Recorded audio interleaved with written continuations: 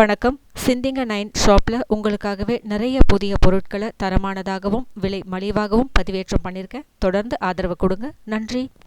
சிந்திங்க nine channel சொந்தங்கள் எல்லாருக்கும் அன்பான வணக்கங்கள். இன்னைக்கு நம்ம சேனல் ஆன்மீக தகவல் பகுதியில் நான் ஏற்கனவே தமிழ் புத்தாண்டு சுலப வழிபாடு எப்படி பண்ணணும் அதுக்கான பதிவு போட்டிருக்கேன். நிறைய பேர் அன்றைய தினம் வேறு என்னென்னலாம் நம்ம செய்யலாம் அப்படின்னு கேட்டிருக்கீங்க.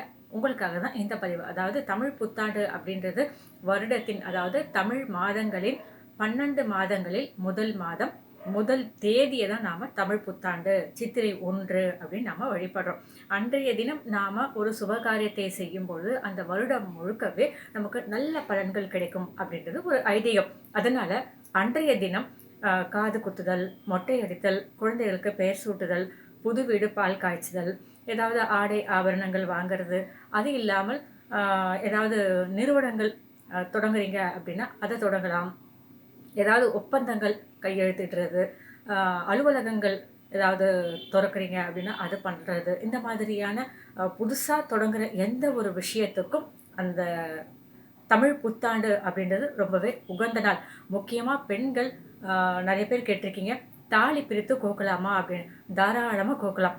அன்றைய தினம் தாலி பிரித்து கோக்கிறதும் ரொம்ப விசேஷமான ஒன்று தான். அதனால் இந்த தமிழ் புத்தாண்டு அன்னைக்கு ஏதோ வழிபட்டோம், கோவிலுக்கு போனோம், அறுசுவை உணவு சாப்பிட்டோம், இது மட்டும் இல்லாமல் இந்த மாதிரியான ஏதாவது ஒரு ஐடியா உங்களுக்கு மனசில் இருக்குது அப்படின்னா அதையும் கூட அன்றைய தினம் நீங்கள் தாராளமாக செய்யலாம். இந்த மாதிரியான சுப நாட்களில் மற்ற எந்த ஒரு விஷயங்களையும் நாம் பார்க்க வேண்டிய அவசியம் இல்லை. அந்த சுப நாளில் எல்லாமே நாம் முதல்ல தொடங்கும்போது சுபமாகவே நமக்கு அமையும். அதனால் ஏதாவது அன்றைய தினம் நாம் ஒரு விஷயத்தை செய்யணும் அப்படின்னு நினச்சா கண்டிப்பாக பெரியவர்களின் ஆசையோட, குலதெய்வத்தின் ஆசையுடன், நம்மளுடைய வீட்டில் இருக்கும் தெய்வங்களை மனசில் நினச்சி கண்டிப்பாக அந்த செயலை நாம் தொடங்கினோம் அப்படின்னா எல்லாமே வெற்றியாக நமக்கு அமையும். சரிங்களா? நிறைய பேர் கேட்டிருக்கீங்க, அன்றைய தினம் இந்த வழிபாடு மட்டும்தான் பண்ணணுமா, மற்றதெல்லாம் எதுவும் பண்ணக்கூடாதா மேடம் அப்படின்னு கேட்டிருக்கீங்க. உங்களுக்காக தான் இந்த பதிவு.